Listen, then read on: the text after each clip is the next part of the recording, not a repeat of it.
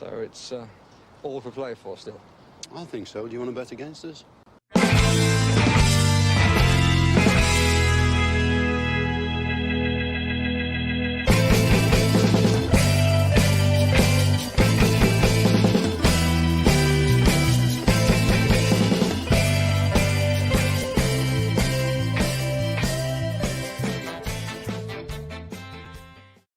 Hello, everybody, and welcome back to For Love of Paul McGrath podcast. We're back once again with another one of the scouting series / maybe one that could come true, as we know that Oleksandr Zinchenko is somebody that looks like he's going to move from Manchester City, or at least that's what the rumblings and the rumours are at the moment, that there are teams in for him.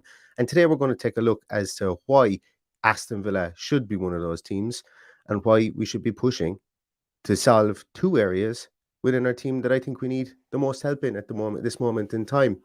Everybody, I'm not going to go into too much detail about Oleksandr Zinchenko, for the simple fact that you guys will all be familiar watching him for Manchester City. He has been probably one of their best signings from the point of view of versatility, from the point of view of effort that he gives, from the point of view of just all-out team player that he is. Whenever Manchester City have needed him, he stepped into the breach and he has performed really, really admirably.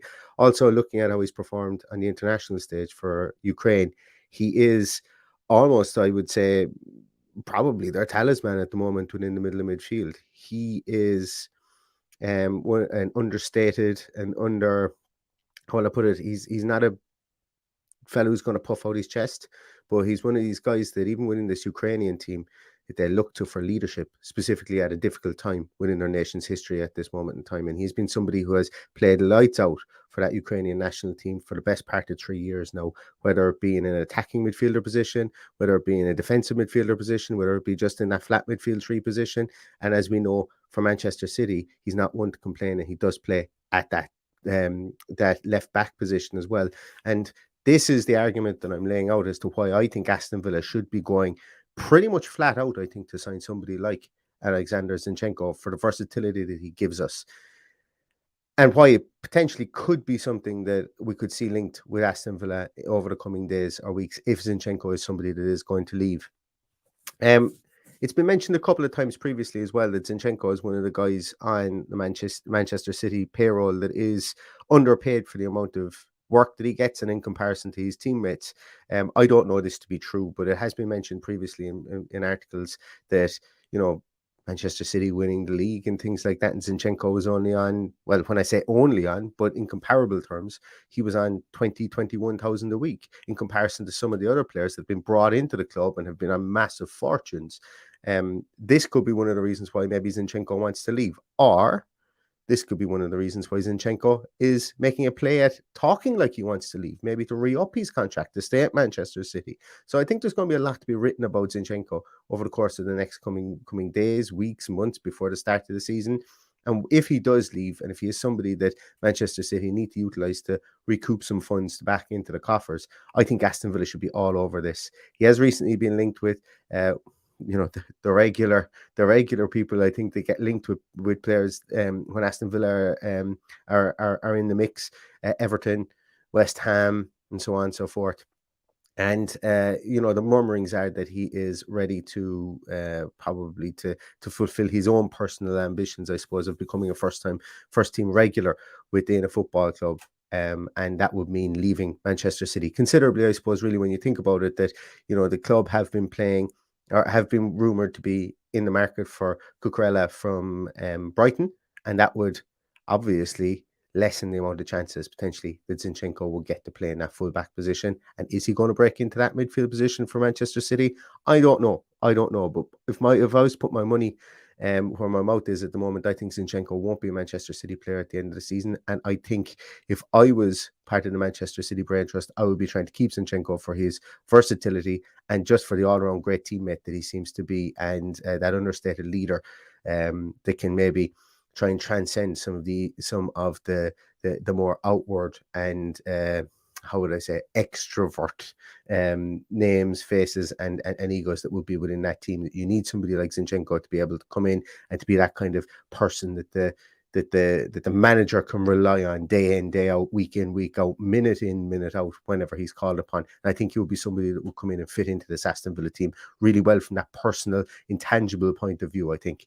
But let's not just look at intangibles. Let's look at Oleksandr Zinchenko and let's look at some of the numbers, because as we know, we've all seen him play. He's played quite a number of games for Manchester City. We've all seen him play at left back. We've seen him being busy up and down that left wing, and we've seen him playing midfield for Ukraine. So we all have gotten our eyes on this player, but do the numbers match up to what we've seen? And that's always very, very important to see too, as you guys will know when you come to my streams. So let's have a look at him first of all at left back. And the reason that I've chosen left back is because it's been his dominant club position for since he's come into the Premier League. And I wanted to take a look at some of his statistics in comparison to Luka Dean. And to be honest with you, from an attacking point of view, there is no comparison. Absolutely zero comparison. Now, obviously, playing with a Manchester City, whereby you're going to own the ball, you're going to attack an awful lot more. You guys would have seen this in previous videos that I've done when I've used Rodri as my my defensive midfielder. Control group as to where I rate him as probably the best defensive midfielder in the Premier League at the moment. And I would have used him as my upper echelon person that I would like my people to reach. And I've also used Ruben Diaz as my control person for the centre halves.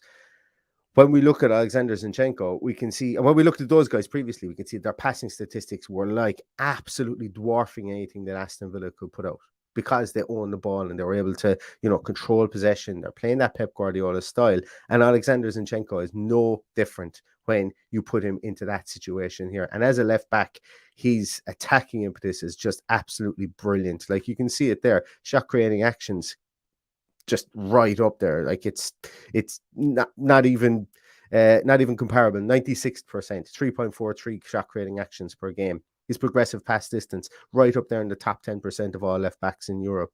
His passing percentage, his pass completion percentage right up there in the top 2% of all left backs in Europe. Pass attempts, has more attempts than 98% of all the left backs in Europe. So his workload is fantastic, and he gets through an awful lot of work, specifically in the attacking side of things. And you can see that it's borne out where he just dwarfs one of our more attacking players in Luka Dean at left back. So it's really important to look at this. And even when we look at his defensive statistics, yes, they're lower. He doesn't pressure an awful lot. I think that is something that that we need to work on, or that he will need to work on. And I think he's going to need to work on his interceptions as well, which I spelled incorrectly on my data sheet there underneath the weaknesses. So his pressure numbers. So he's going to, like with Aston Villa, he's going to pressure an awful lot more. If he is played at left back, I personally don't think that he would be the left back. I think he would be an auxiliary left back if we needed one. But if I'm signing Oleksandr Zinchenko, it's important to see the versatility that he has here, whether he's playing left back or whether he's playing central midfield. And I think if he comes to Aston Villa Football Club, he will play in that central midfield position, because you look at the passing statistics there, even against all left backs, it is just like he's the creme de la creme. There isn't anybody better at passing the ball. If you were to take all those statistics together, mash them together and come up with an overall aggregate number, there isn't anybody better at it in the whole of Europe at this moment in time. And Man City want to get rid of that.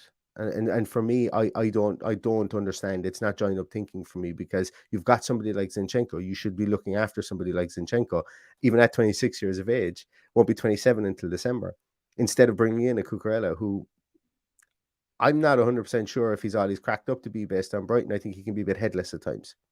But then again, I'm not an international scout and I'm not Pep Guardiola, so what do I know? Very, very attacking player, and I really love it. And when I look at these numbers, they actually compare better towards a midfielder. And that's his, more or less, I think that's where his natural position is a midfielder. He came in to Man City as a midfielder. He converted to a left back because there was a need to do it, and he did it really well. And as we can see with his numbers, he's in the upper echelon of attacking left backs within Europe at this moment in time. But as I said, I see him as a central midfielder. And if we bring him into Aston Villa, I would love to play him as a midfielder.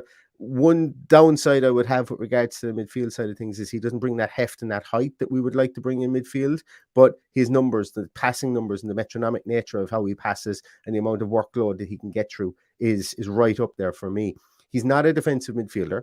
From the point of view of when he plays with Ukraine, he plays in that middle in that middle third more so, and as a more kind of forward-looking player. So I have him down as a number 8 if he comes into Aston Villa.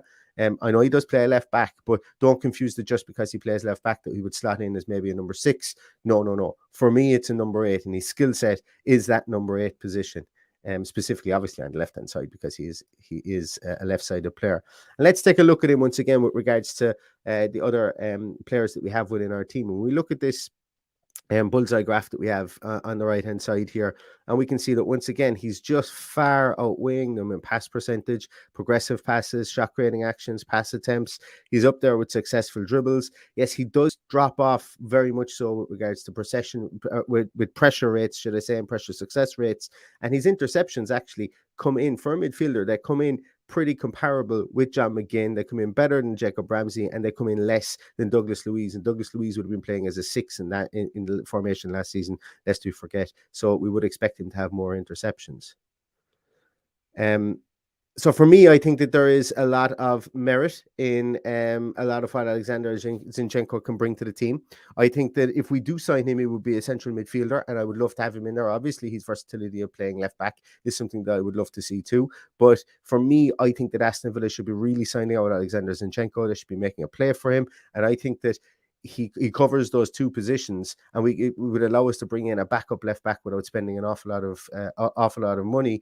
Or even maybe it would give us an opportunity to bring forward somebody like a Ben Christine or Chrisen or whatever, however you pronounce his name. I still haven't figured out how to pronounce his name yet. I think that would give us that time to be able to do so. But somebody like Zinchenko, when he hits the market for his versatility and the amount of work he does and the player he's supposed to be within the dressing room and the no-nonsense, just good guy that he's supposed to be, I think that that's something that Aston Villa can't pass up on. And if he is available for the numbers that are being mentioned of somewhere between 25 and 30 million, for somebody hitting his massive prime and somebody who has performed as well as he has in one of Europe's top teams at this moment in time, I think that that's a no-brainer for Aston Villa, and we should definitely be seeking it out. We should definitely be looking to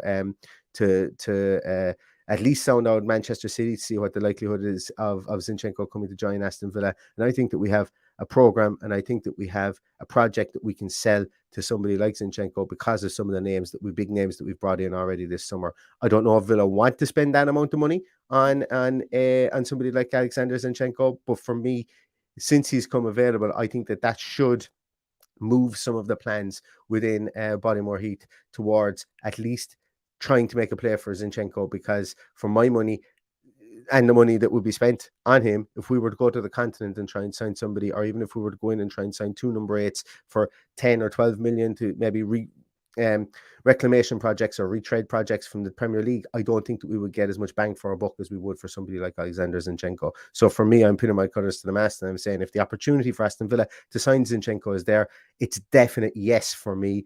And the numbers bear it out. What we've seen on the screen when we're watching TV or we're watching games pan it out, and obviously his form in that midfield position is not a progression. It's not a projection, should I say. It is because it's there to see when he plays for Ukraine, and for Ukraine, he's one of the more dominant forces within that team, driving that team forward. So that's going to do it for us today. Thank you so much for watching. I will be back again with more transfer links, more scouting links, and more players I think would suit this Aston Villa style. Next up, I do have a striker that I do want to talk about. He has been linked with some Premier League teams recently. He is coming from the German league, so keep an eye out for that. But until next time, stay safe, stay healthy, and all that's left to say is up the Villa.